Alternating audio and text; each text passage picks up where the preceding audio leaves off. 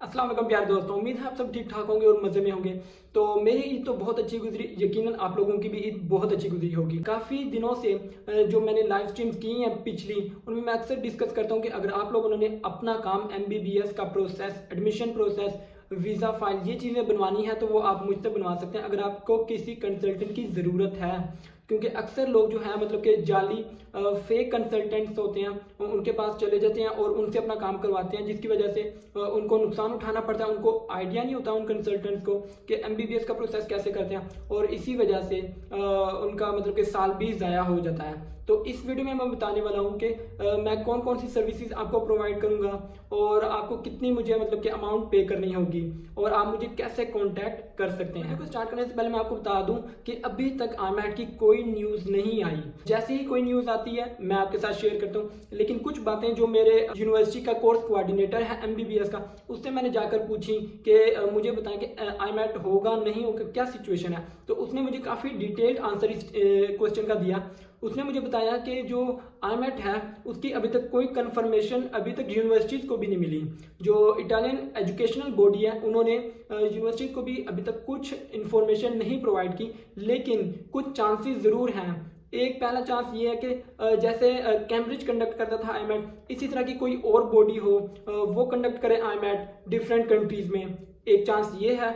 दूसरा चांस ये है कि जो इटालियन एम्बेसीज और कॉन्सुलेट हैं वो ऑलमोस्ट हर कंट्री में होते हैं, तो ये भी कोशिश की जा रही है कि हर कंट्री में जो इटालियन कॉन्सुलेट या एम्बेसी है वहाँ पे जो है IMAT कंडक्ट किया जाए। तो इस तरह ये होगा कि ऑलमोस्ट हर कंट्री में ही जो IMAT कंडक्ट हो सकेगा। दो चीज़ें ये होगी, और तीसरी चीज़ जो है वो ये कि IMAT कंडक्ट ही ना हो दूसरी कंट्रीज़ में, सिर्फ इटली में ही कंडक्ट हो।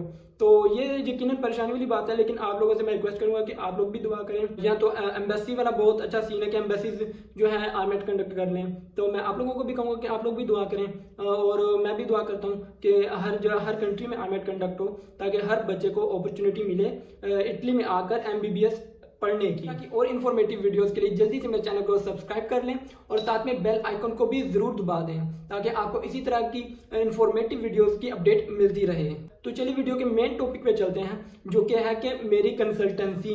क्योंकि मैंने सोचा था कि जो समर्स होंगे उसमें मैं कोई काम कर लूँगा, लेकिन मुझे फिर आइडिया आया कि मेरा चैनल भी है और मुझे सारा प्रोसेस आता भी है, और मैंने अपनी बारी भी, और ये जो लास्ट ईयर जो IMAT हुआ था तभी मैंने अपने दोस्तों को गाइड किया था, जिनमें से 3 दोस्तों का एडमिशन हो गया। एक का तो मेरी ही यूनिवर्सिटी में हुआ और 2 का मसीना में हुआ, तो मैंने उनको भी गाइड किया था और अभी भी गाइड कर रहा हूँ उनको। तो मैंने सोचा कि क्यों ना मैं अपनी ये पेड कंसल्टेंसी जो है ये स्टार्ट कर लेता हूँ कि बच्चों का फ़ायदा भी हो जाएगा। जो लोग कंसल्टेंट के पास जाना चाहते हैं तो उनके लिए फ़ायदा भी हो जाएगा और मुझे भी फाइनेंशियली तौर पर ये सपोर्ट करेगा। तो मैं आपको बताता चलूँ कि अगर आप मुझसे अपना काम करवाते हैं तो क्या क्या चीज़ें मैं आपका करके दूंगा। सबसे पहले प्री एनरोलमेंट।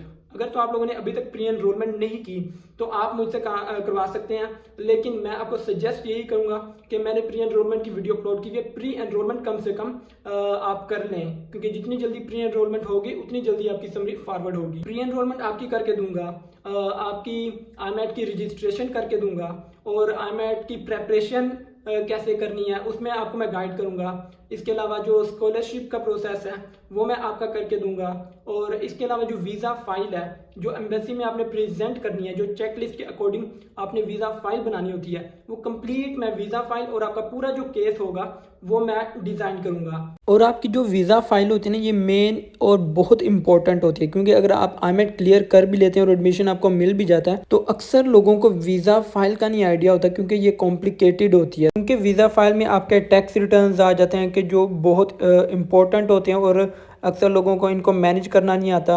आपकी बैंक स्टेटमेंट कैसे आपने मैनेज करनी, कैसे बताना है, वो आ जाती है। फिर इसके अलावा आपकी प्रॉपर्टी इवैल्यूएशन, ये सारी चीज़ें जो है ना आ जाती हैं आपकी वीज़ा फाइल में, जो कि बहुत इंपॉर्टेंट होती हैं। तो ये चीज़ें अगर आपने मुझसे बनवानी है तो आप मुझे, मैं डिस्क्रिप्शन में और कमेंट में पिन कर देता हूँ अपने इंस्टाग्राम का लिंक, तो वहाँ पे आप जाके मुझे अपना बता सकते हैं अगर आपने मुझसे ये काम करवाना है। और अब बात करते हैं चार्जेस की।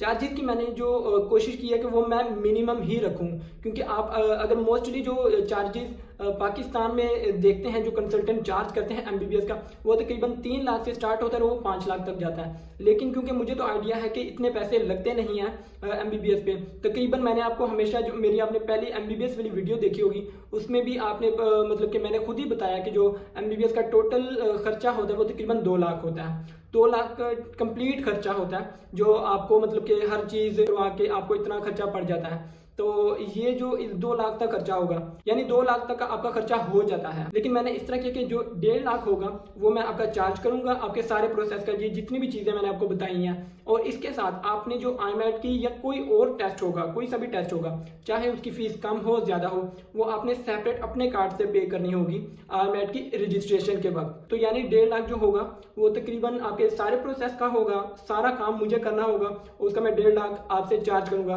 और जो IMAT की फीस है वो आपने सेपरेट अपने कार्ड से पे करनी होगी। तो इस तरह आप अपना सारा फोकस जो है IMAT पे दे सकते हैं। जो भी टेस्ट होगा IMAT ही होगा, लेकिन कंडक्टिंग बॉडी जो है ना वो डिफरेंट होगी, लेकिन नाम IMAT ही होगा। तो इस तरह आप सारा अपना फोकस जो है IMAT पे दे सकते हैं, बाकी सारा काम मैं करूंगा आपका। मैंने ये भी सोचा कि ज्यादा स्टूडेंट ना हो जाए, तो इसलिए जो पहले 30 स्टूडेंट्स होंगे, पहले 30 स्टूडेंट्स मैं उनका ही काम करूंगा, उनके अलावा जो आएंगे उनका मैं नहीं करूंगा, क्योंकि मैं चाह रहा हूँ कि कम स्टूडेंट हो लेकिन काम जिनका मैं करूँगा वो बेहतरीन हो। तो पहले जो 30 स्टूडेंट्स होंगे उनका मैं काम करूंगा।